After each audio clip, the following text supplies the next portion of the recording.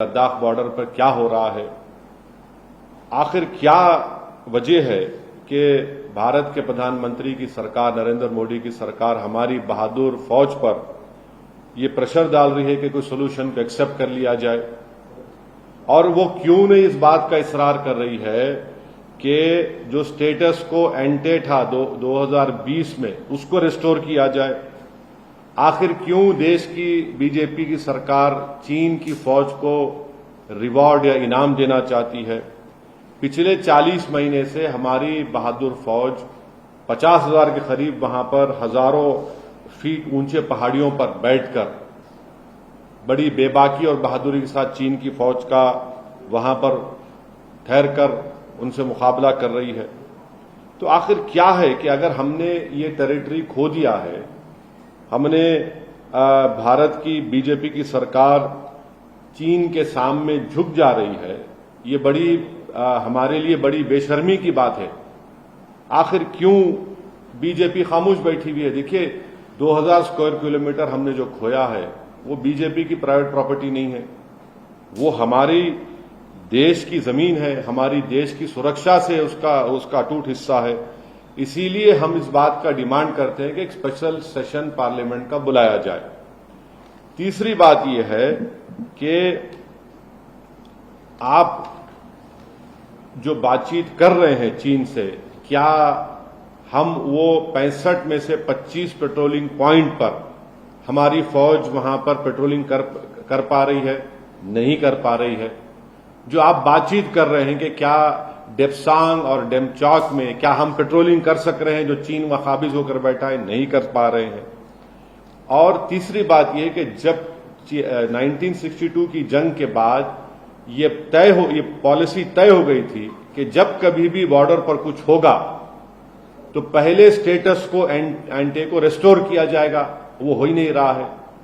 आप बोले जा रहे हैं कि डिसएंगेजमेंट हुआ है पोंग सोंग सू में, गालवान वैली में, गोगरा में और हॉट स्प्रिंग्स में। क्या हम उन जगह पर जो स्टेटस को एंटर रेस्टोर कर पाए, नहीं कर पाए? तो ये हमारा सवालात हैं जो बीजेपी को इसका जवाब देना चाहिए। आप बार बार कहते हैं डिसएंगेजमेंट, अरे भैया डिसएंगेजमेंट है तो फिर डी इंडक्शन कब होगा बताइए आप? ये सवालात हैं। और अफसोस की बात यह है कि चीन की फॉरेन मिनिस्ट्री कह रही कि देश के प्रधानमंत्री चाह रहे थे कि चीन के प्रेसिडेंट से मुलाकात हो जाए। आखिर हम क्यों चीन के आगे खामोश बैठे हुए हैं? ये बात सही है कि G20 होगा सितंबर में और चाइना उसका मेंबर आएगा, मगर इसका ये तो मतलब ये नहीं है कि हम उनके सामने झुकते जाएं और हमारी जमीन जो 2000 स्क्वायर किलोमीटर है डेप्सांग डेमचाक में उसको भूल जाएं। हम 65 में से 25 पेट्रोलिंग पॉइंट पर पेट्रोलिंग नहीं कर पा रहे हैं। तो आखिर बीजेपी देश से क्या छुपा रही है लद्दाख में जो कुछ हो रहा है? सर, चाइना जो बॉर्डर इश्यू है उसको साइडलाइन करते हुए बिजनेस की बात कर रही है, मगर इंडिया देखिए, मैं एक बात नहीं सुमित, एक बात मेरे भाई, माफी चाहता हूं, आपको रोक रहा हूं मैं। चाइना के लिए हमेशा चाइना की पॉलिसी यही रही कि ओवरऑल रिलेशंस की बात करता है चाइना, और चाइना बॉर्डर पे जाने की बात ही नहीं करता, बॉर्डर की बात ही मत करो। ये चाइना का शुरू से इनका एक ये स्टैंड रहा है जो हमको हमेशा धोखा देते रहे। आप ओवरऑल रिलेशनशिप की बात करिए। भाई, क्या फॉरेन मिनिस्टर जयशंकर साहब ने नहीं कहा था कि जब तक बॉर्डर पर नॉर्मलसी नहीं आएगी हमारे चीन से ताल्लुकात नॉर्मल नहीं हो सकते? ये उन्होंने कहा है, मैंने नहीं कहा है। और तो अब उसके बाद क्या हो रहा है? उसके बाद क्या नॉर्मलसी आई बॉर्डर पे? नहीं आई। अब जब हमें सवाल करते हैं तो बीजेपी कहती है कि भाई आप गलवान के हमारे सिपाहियों की कुर्बानी को भूल रहे हैं। आप भूल रहे हैं उनको, बीजेपी उनकी कुर्बानियों को भूल रही है। ये हमारा बोलना है।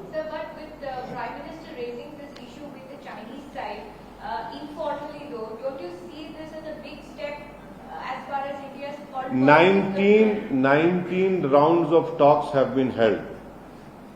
The Prime Minister also spoke to the Chinese President in Bali. Again, it was after a month we came to know some sort of agreement has happened.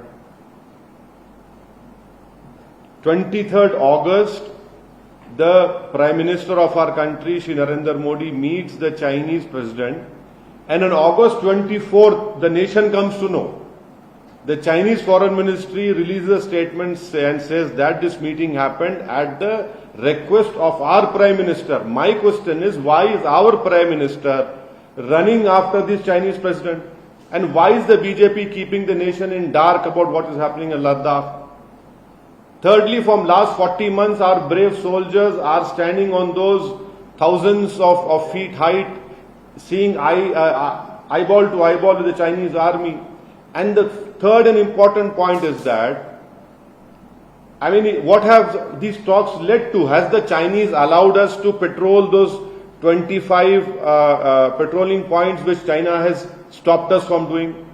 Has the Chinese allowed us to patrol Depsang and Demchok? No. Nothing is happening. So why is this government succumbing and capitulating to the Chinese? This is my question to the ruling BJP party. Why is this government pressurizing the army to agree to some sort of agreement on that border issue? You cannot do that. See, this land belongs to our country. This is not some personal property of the BJP party or any political party. And this land is deeply, organically connected to the security of our country. And I have been consistently raising this issue in the media, in the Indian Parliament, and that is why I demand that a special session of the Parliament should be called by the ruling party. And we should discuss about this. What is this that you discuss and you agree something in Bali, and later on you come to know that you agreed on something? Our Prime Minister meets the Chinese President on August 23rd. The Chinese are saying at the Prime Minister's insistence, we release some statement that sources know the Chinese wanted. Why are we hiding what is happening on Ladakh? The satellite images are very clear, which clearly shows that we are not able to patrol in Demsak and Demchok. The IPS officer of Ladakh in DGP conference categorically stated that out of 65 patrolling points, 25 we cannot patrol. What more evidence do we want? करना क्या चाहिए था sir? प्रधानमंत्री जब बोले थे मोदी पे, करना क्या चाहिए था? भारत का क्या रूप होना चाहिए था? स्ट्रॉन्ग बातें करनी। मैं आपको एक ही बात बोल रहा हूं कि हमारी फौज को आप पूरी इजाजत दीजिए। हमारी फौज बहादुर है, कैपेबल है, हमारी फौज सब कुछ जानती है। ये ऐसे नहीं चलने वाला है। आप 19 राउंड की बातचीत करने के बाद भी हम डेपसांग और डेपचौक में नहीं कर पा रहे हैं। हम 65 पेट्रोलिंग पॉइंट में से क्या आपके 25 पर पेट्रोलिंग नहीं कर पा रहे हैं। आप कहते हैं डिसएंगेजमेंट हो गया, भाई फिर डी इंडक्शन कब होगा? पोंगसोंग सू लेक में, गलवान वैली में, गोगरा में, हॉट स्प्रिंग में, ये हमारे डेपसांग डेमचौक हमारी देश की सिक्योरिटी से इसका बहुत बड़ा कनेक्शन है। सर, आप तो बोल रहे हैं कि बहादुर फौज को इजाजत दी जाए, लेकिन बीजेपी कहती है कि असल में लोग हमेशा युद्ध चाहते हैं, जंग चाहते हैं। देखिए, मैं आपसे कह रहा हूं कि फौज पर आप दबाव क्यों डाल रहे हैं कि आप किसी तरह का एग्रीमेंट कर लीजिए चीन के साथ? मैं युद्ध की कहां बात कर रहा हूं? क्या इस देश की जनता ने हमारे प्रधानमंत्री की जबान से नहीं सुना कि ना कोई घुसा है ना कोई घुसेगा? तो फिर हम 19 राउंड की बातचीत में क्या बातचीत कर रहे हैं उनसे बताइए। आप खुद अपने स्टेटमेंट में कह रहे हैं कि हमने पोंगसोंग सू में, गलवान में, गोगरा, हॉट स्प्रिंग में हमने वहां पर डिसएंगेजमेंट हुआ है। फिर क्या डेपसांग डेमचौक में हम पेट्रोलिंग कर पा रहे हैं? नहीं कर पा रहे हैं। युद्ध की कौन बात कर रहा है? क्या फौज को अगर आप इजाजत देंगे तो युद्ध की बात करेंगे? नहीं, आप अपनी जमीन की हिफाजत की बात करेंगे। और 1962 की चीन की जंग के बाद एक पॉलिसी बन चुकी है कि जब कभी भी बॉर्डर पर कुछ होगा तो उस वक्त तक नॉर्मल सी नहीं होगी जब तक हम स्टेटस को एंटे को रेस्टोर नहीं करते। आज की तारीख में क्या हम मई 2020 के स्टेटस को एंटे को रेस्टोर करें? नहीं करें हम। लेकिन जब बातचीत से अगर इस मामले का हल निकलता है तो फोर्सेस को सारी लिबर्टी देने का क्या पॉइंट बनता है? नहीं, फोर्सेस देखिए, आप और हम नहीं जा रहे, हमारी फौज को बेहतर मालूम। हमारी फौज में वो दूरंदेशी भी है, बहादुरी तो है ही उनमें। आप आखिर क्यों चीन के सामने आप इस तरह का क्यों आप बिहेव कर रहे हैं? आखिर क्या जरूरत थी प्रधानमंत्री को उठकर मिलने की बाली में? और ये स्टेटमेंट देख लीजिए, ब्रिक्स समिट में 23 अगस्त को बातचीत होती है और 24 अगस्त को बताया जाता है देश को, और वो भी चीन के फॉरेन मिनिस्ट्री के स्टेटमेंट के बाद के प्रधानमंत्री ने बातचीत की रिक्वेस्ट की थी। फिर सोर्सेस के जरिए मीडिया में छोड़ दिया जाता है कि नहीं नहीं चीन चाहता था। अरे ये क्या है भाई? अगर बातचीत हो रही है 19 राउंड की, तो क्या हम डेमचॉक में हमारी फौज पेट्रोलिंग कर पा रही है? नहीं कर पा रही है। हमारी फौज बहादुर है, हम नहीं कर पा रहे हैं वहां पर।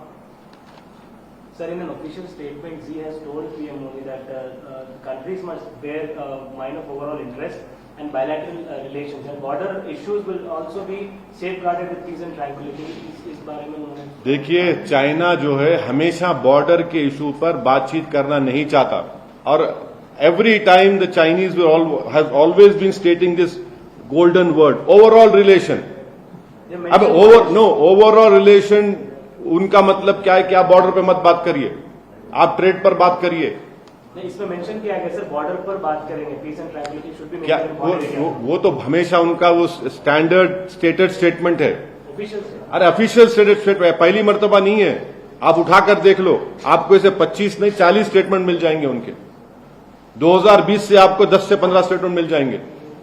हम ये पूछना चाह रहे हैं कि चाइना बार बार ओवरऑल रिलेशन, तो ओवरऑल रिलेशन में क्या फॉरेन मिनिस्टर हमारे जयशंकर साहब ने नहीं कहा था कि अनलेस नॉर्मल सी रेस्टोर नहीं होगी बॉर्डर में, चीन के साथ हमारे नॉर्मल रिलेशनशिप नहीं हो सकते?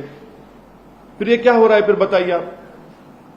और चाइना के हम ट्रैप में जा रहे हैं। ओवरऑल रिलेशन का मतलब क्या है कि हम भूल जाएं डेप्सांग डेमचॉक को, हम भूल जाएं उन 25 पेट्रोलिंग पॉइंट को, हम एक्सेप्ट कर ले उन बफर जोन को।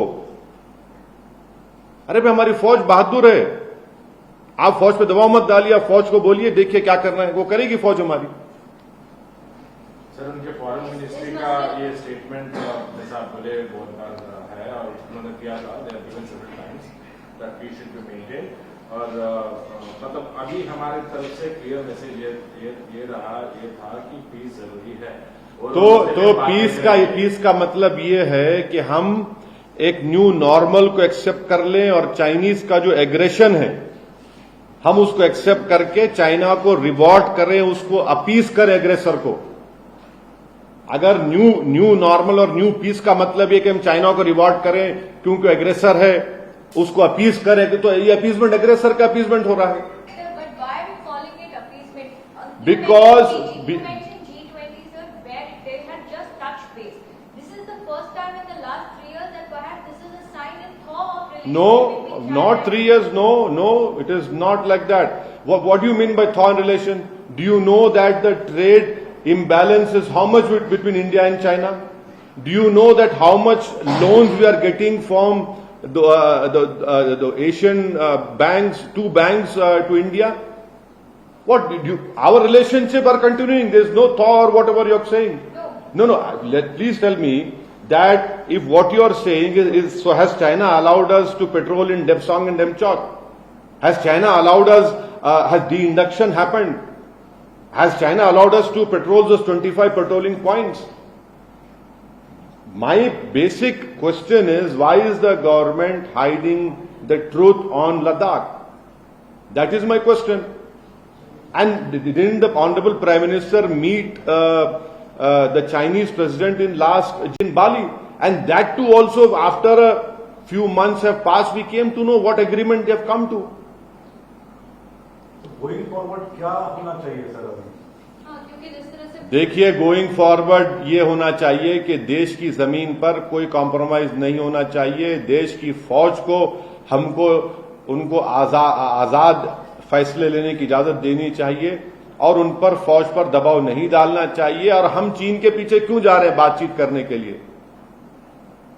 ठीक है, G20 होगा तो चीन उसका मेंबर है, हम मानते हैं उस बात को, मगर इस बात को तो समझिए कि वो जो जमीन हम खो चुके हैं, जहां पर चीन की फौज बैठी हुई है, वो देश की जमीन है, वो उसकी देश की सुरक्षा से उसका बहुत इंपॉर्टेंट रिश्ता रहा है, और 40 महीने से हमारी बहादुर फौज वहां पर बैठी भी है, उनकी बहादुरी को हम सलाम करते हैं, मगर आप क्या कर रहे हैं फिर बताइए।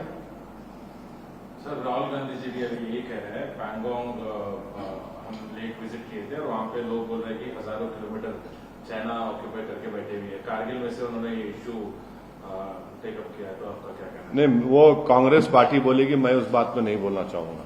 सर मुसलमानों के विषय पर जब सवाल किया गया, पाकिस्तान की बात करते हैं, हमारे पड़ोसी मुल्क, दो बड़े पड़ोसी मुल्क पाकिस्तान और चीन, एक तरीके से अगर उनके साथ युद्ध जैसे वातावरण बनेंगे तो हमारे हालात भी खराब होंगे, तो कैसे इसको सुलझाया जाए? नहीं तो देखिए आप कह रहे हैं युद्ध की बात, मैं युद्ध की बात नहीं कर रहा हूं।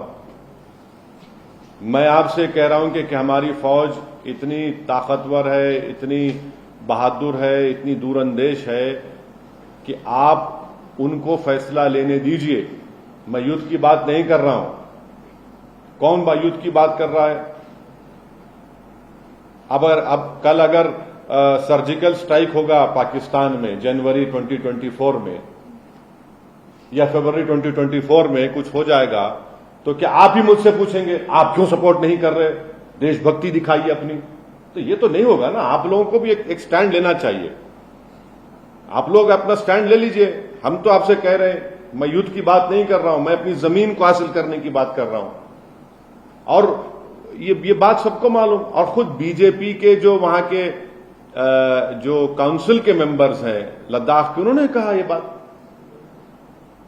आप जवानों की बात कर रहे हैं, लेकिन सांसद होने के नाते आप अपनी तरफ से क्या रखेंगे? अब नहीं, पिछले 15 मिनट से मैं यही बात कर रहा हूं। नहीं सुलझाने नहीं, देखिए देश में सत्ता में बीजेपी है और हमारे देश के प्रधानमंत्री नरेंद्र मोदी हैं। उनके ऊपर ये जिम्मेदारी आयद होती है, क्योंकि देश को अप्रैल मई 2020 में वजीर आजम नरेंद्र मोदी ने कहा था कि ना कोई घुसा है ना कोई घुसा है। फिर क्या बातचीत हो रही बताइए आप? फिर अगर कोई घुसा नहीं है ना कोई घुसेगा, तो फिर आप 19 राउंड की क्या बातचीत कर रहे हैं? फिर आप डिसएंगेजमेंट की बात क्यों कर रहे हैं? फिर आप इसका मतलब चीन घुस के बैठा है। तो झूठ किसने कहा? मैंने कहा झूठ। मैं उस वक्त भी 2020 में आपको बोला था कि देखिए ये चीन घुस के बैठा है और हम अपनी जमीन को खो रहे हैं। फिर लद्दाख के एक आईपीएस ऑफिसर ने डीजीपी कॉन्फ्रेंस में यह बात को कह दिया कि 65 में से 25 पेट्रोलिंग पॉइंट पर भारत की फौज पेट्रोलिंग नहीं कर सकती है। डेप्सांग डेमचाक में तो हम जा ही नहीं पा रहे हैं। ये सब चीजें हैं। ये देश को आप इसको पॉलिटिकल इशू के तौर पर मत देखिए, बल्कि इसको देश की सुरक्षा से उसको जोड़कर देखिए, देश के मुस्तकबिल को सामने रखकर देखिए, हमारी फौज को सामने रखकर देखिए आप।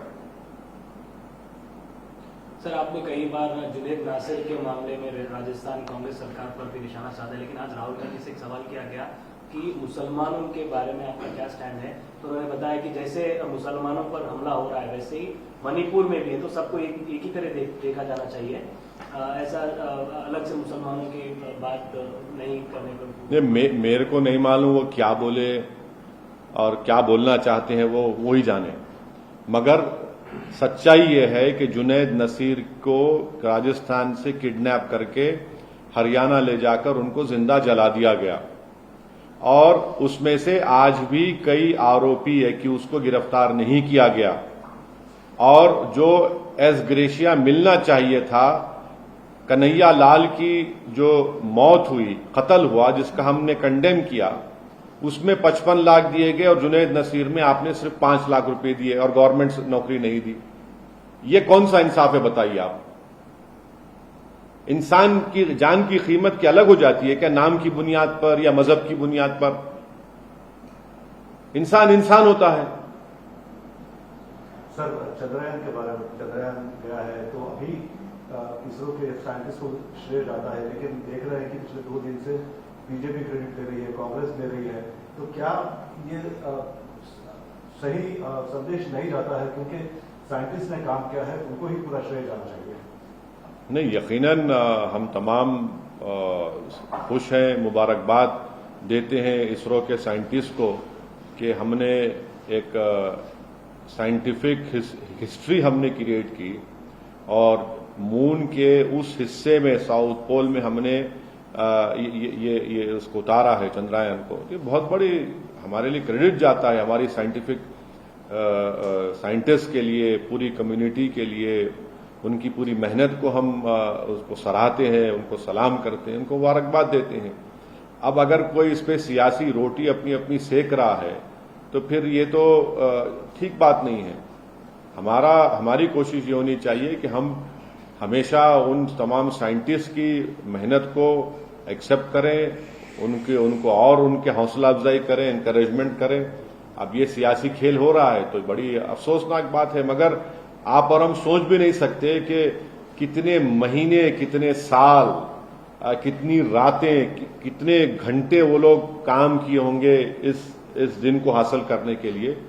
तो हम लोग तो पॉलिटिशियन हैं, यकीनन हम भी मेहनत करते हैं, मगर वो जो उन्होंने मेहनत की है वो आप और हम सोच भी नहीं सकते होंगे, उन साइंटिस्ट की जो मेहनत रही है उसमें। सर, इंडिया की जब बात होती है INDIA, पूरी अपोजिशन यूनिटी, आप बोलते हैं कि लड़ाई जो है ना पार्लियामेंट सीट्स पे होना चाहिए, फेस पे नहीं। अगर होगा तो फिर प्राइम मिनिस्टर मोदी को बेनिफिट होगा। तो अभी ये जो INDIA है और जो यूनिटी ऑफ अपोजिशन पार्टीज है, इसमें क्लियरली क्रैक दिख रहा है। मतलब वहां पे ममता बनर्जी के जो कैडर है उनको पीएम के जैसा पोर्ट्रे कर रहे हैं। अभी राहुल गांधी जी को यूपी के कांग्रेस लीडर कह रहा है कि इनको प्राइम मिनिस्टर बनाना चाहिए। नहीं, मैं भी बोल रहा हूँ के चंद्रशेखर राव भी, आप अंडर एस्टिमेट मत करिए के चंद्रशेखर राव को भी।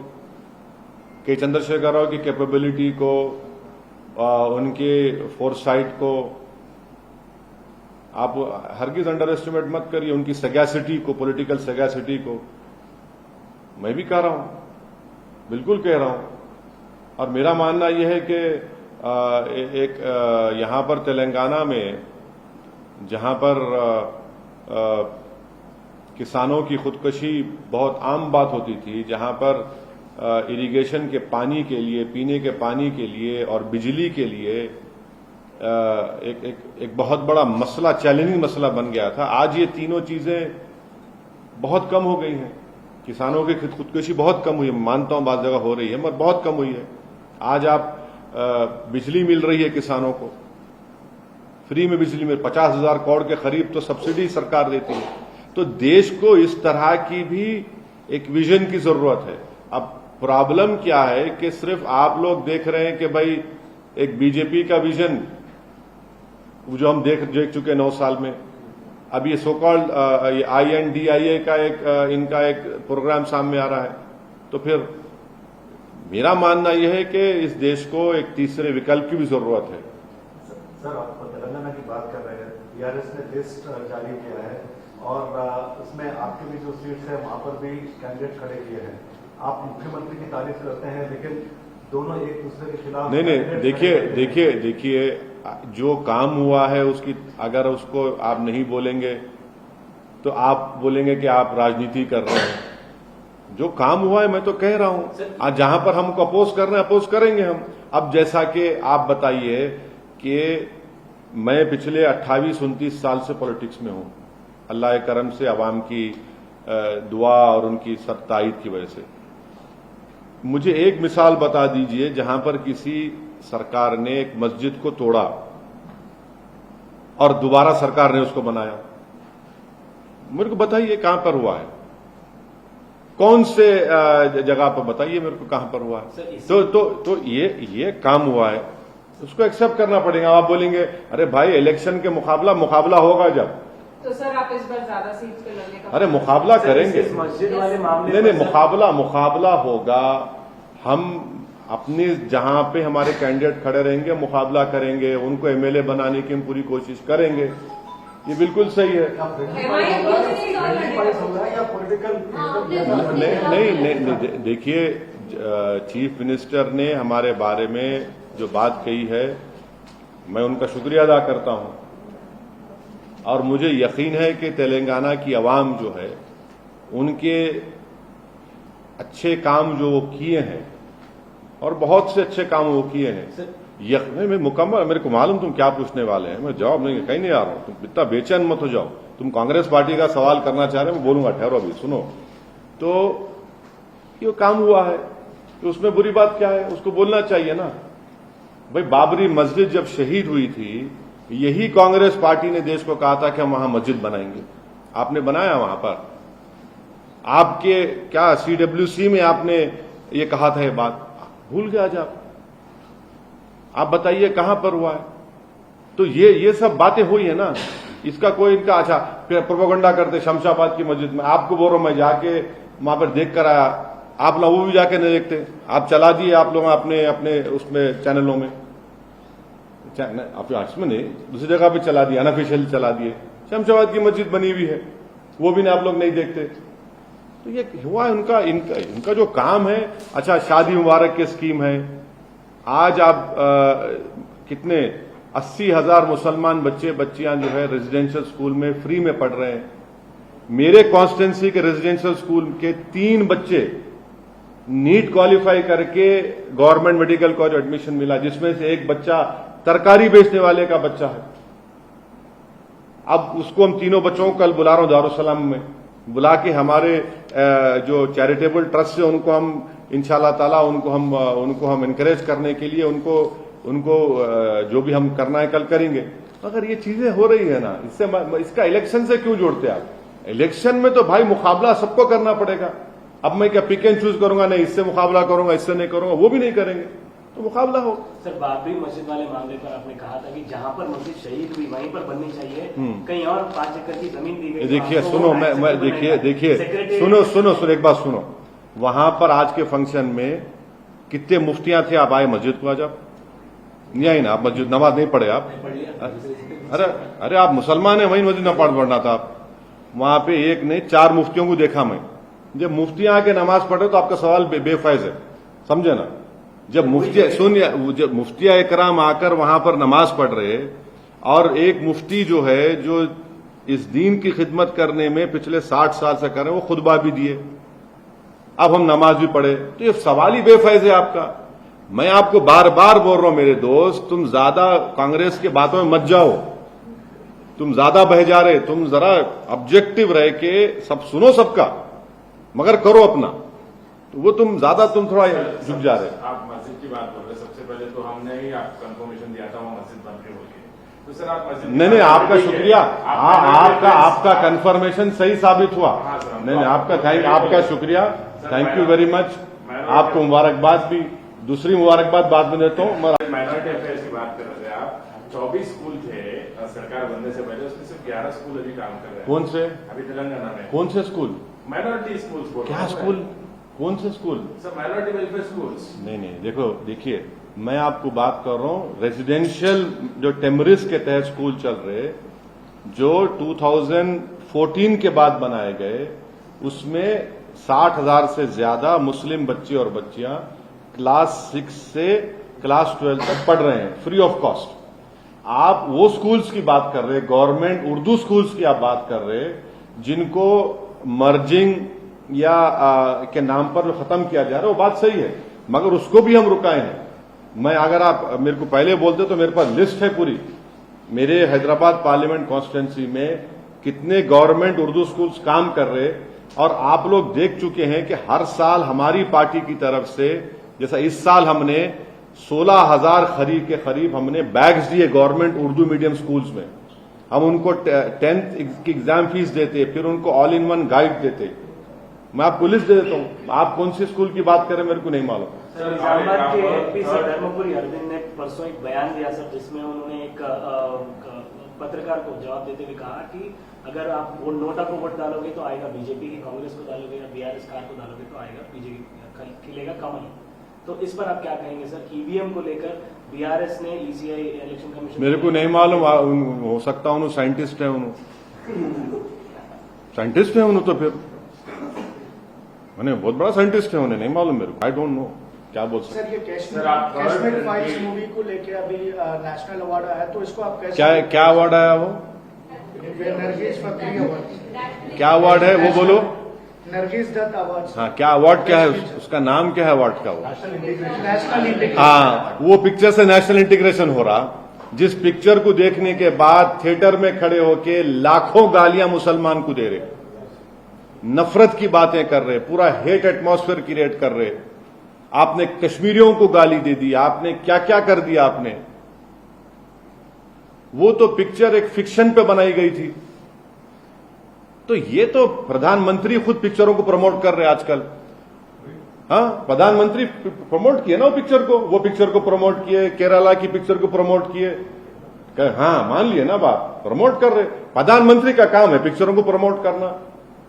देख, अपने आप को प्रमोट कर रहे, 9 साल से समझ सकते हो उस बात को, मगर यह पिक्चर को ही प्रमोट करे। तो जो पिक्चर से नफरत फैल रही है, जो पिक्चर से एक समुदाय में गलत बात जा रही है, उसको आप नेशनल इंटीग्रेशन का अवार्ड दे। और वो भी एक ऐसी नरगिस दत्त जिसकी जिंदगी इस देश की डाइवर्सिटी प्लूरलिज्म के लिए वो खड़ी रही। आप उसके नाम से अगर दे रहे हैं तो फिर अब क्या बोल सकते हैं हम? तो सिर्फ अब कुछ नहीं बोल सकते, सिर्फ यही बोल सकते हैं कि अब क्या बाकी रहा? कुछ बाकी नहीं रहा। आप सर, आप थर्ड मतलब अल्टरनेटिव चाहिए बोल रहे हैं आप। इंडिया जो INDI है वो तो अल्टरनेटिव ही है ना सर, मतलब पूरी यूनिटी ऑफ अपोजिशन। नहीं, वो अल्टरनेटिव नहीं है। इस देश में हमेशा एक 50 साल के करीब कांग्रेस की सरकार रही और करीब अब 18-19 साल, क्या 18 साल हो जाएंगे 20 बीजेपी के। इस देश को एक थर्ड सरकार की जरूरत है जो कांग्रेस और बीजेपी से हटकर रहे, तभी इस देश का कुछ सही मानों में हम लोग कुछ काम कर सकेंगे। तो मतलब INDI जो है जिसमें कांग्रेस पार्टी है, तो आप ये कहना चाह रहे हैं कि वो नहीं होना चाहिए? देखिए, जब कांग्रेस की ही सरकार थी तो UAPA को मजबूत किया गया और कांग्रेस की ही सरकार में क्या क्या नहीं इस्तेमाल किया गया था। कांग्रेस की सरकार में जगन मोहन रेड्डी को जेल में डाला गया। ऐसे कई एग्जाम्पल्स आपको दे सकता हूं मैं। और फिर यही भी कांग्रेस ने जुलाई 2019 में UAPA कानून में बीजेपी को लोकसभा राज्यसभा में सपोर्ट किया और उसकी वजह से आज कई भारत की जेलों में लोग तड़प रहे हैं, सड़ रहे हैं जेलों में। 3-3, 4-4 साल से बेल नहीं हो रही उन लोगों की, बेल नहीं हो रही उन लोगों की, क्योंकि कांग्रेस ने सपोर्ट किया उस UAPA के कानून को। तो आपका अल्टरनेट एजेंडा क्या है फिर? आप तो सपोर्ट कर रहे हैं ना। अब दिल्ली हाईकोर्ट ने कहा कि फॉरेन फंडिंग हुई, उस पर एक्शन लो। एक्शन लेने का मतलब क्या था कि कांग्रेस और बीजेपी के नेता पर केस बुक होना चाहिए, जेल भी जाना चाहिए था। तो बीजेपी ने क्या किया? बैकडेट में, रेट्रोस्पेक्टिव इफेक्ट में एक लॉ बना दिया। कांग्रेस ने सपोर्ट कर दिया क्योंकि वो भी जेल में जाते थे। तो क्या आप INDI के साथ जाएंगे या फिर आप अभी भी अकेले ही? नहीं, हम अपनी लड़ाई लड़ेंगे। वो बड़े चौधरियों का क्लब है, उसमें एक एलीट किस्म के चौधरी बैठे हैं, तो हमारा उससे क्या ताल्लुक? वो तो हमको गाली देते हैं, वो तो हमको कुछ और समझते हैं। तो हम तो यही कोशिश करेंगे। देखिए, उस अलायंस में बहन मायावती BSP की नहीं है, KCR चंद्रशेखर राव नहीं है, उसमें आसाम के कई बड़ी पार्टियां बोडो नहीं है, राजस्थान के कई पार्टीज नहीं है, बहुत से पार्टियां नहीं है। लेकिन KCR पर यह भी आरोप है सर कि कई बिल्स को KCR ने सपोर्ट किया था। कौन से बिल को सपोर्ट किया था?